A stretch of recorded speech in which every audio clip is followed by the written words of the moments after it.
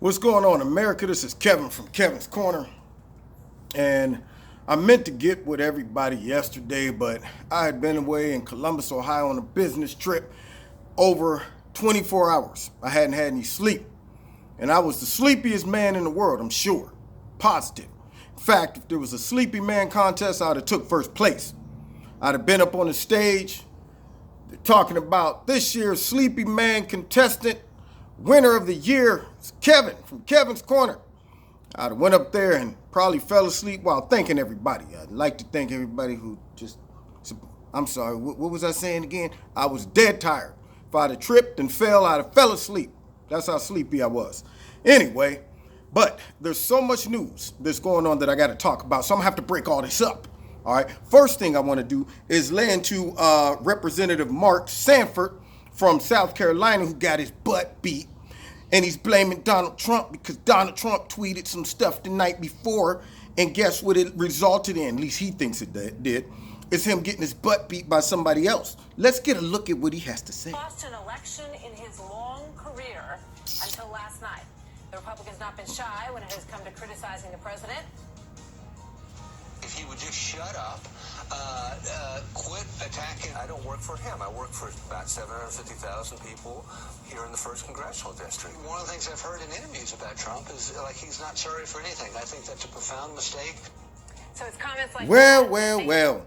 Now, see, let's talk about this for a second. You know why he got his butt beat?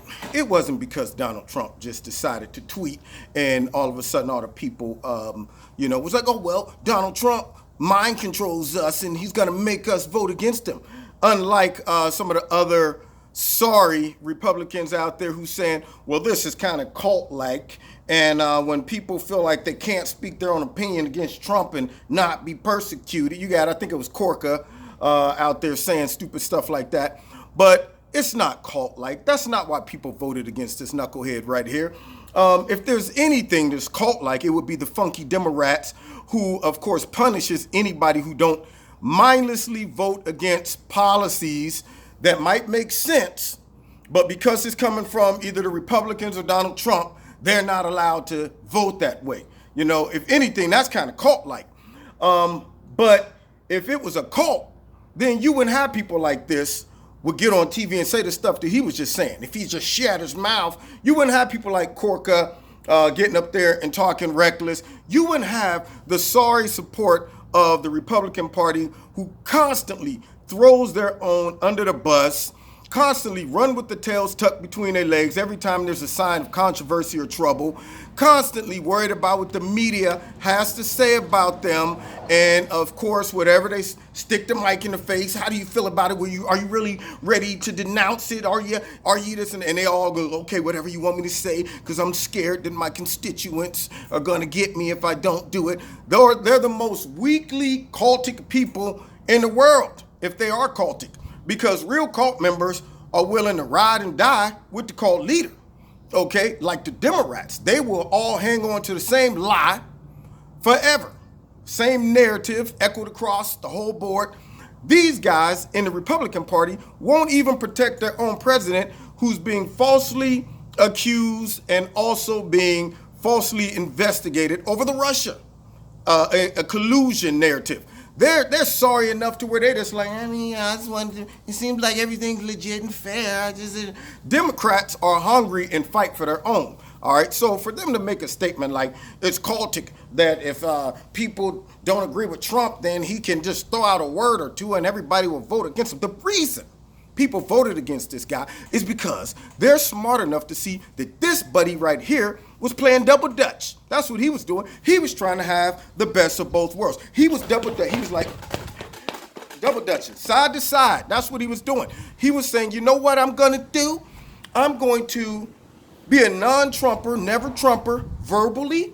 I'm going to get on TV and say stuff like, he needs to shut his mouth. Donald Trump, I don't work for him, I work for the people. I'm going to say stuff that sounds good in our polarized environment and might get me some brownie points when it comes down to maybe a career after politics with CNN or MSNBC. Might get me some brownie points on the not Dave Letterman, but on the Stephen Colbert show or some crap like that. You know, make people think, now there's a guy who's independent, he stands alone, he sees it, he's resistant.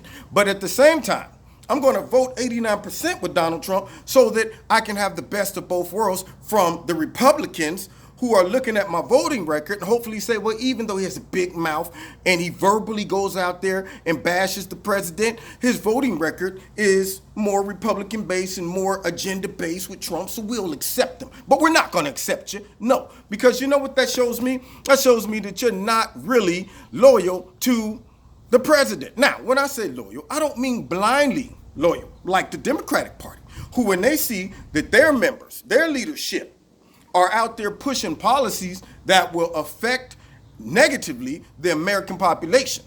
Don't put American citizens first, pushes identity politics. They don't care. They will just vote blindly. But when I say loyal, I'm talking about loyal to an agenda that has policies that are benefiting American citizens.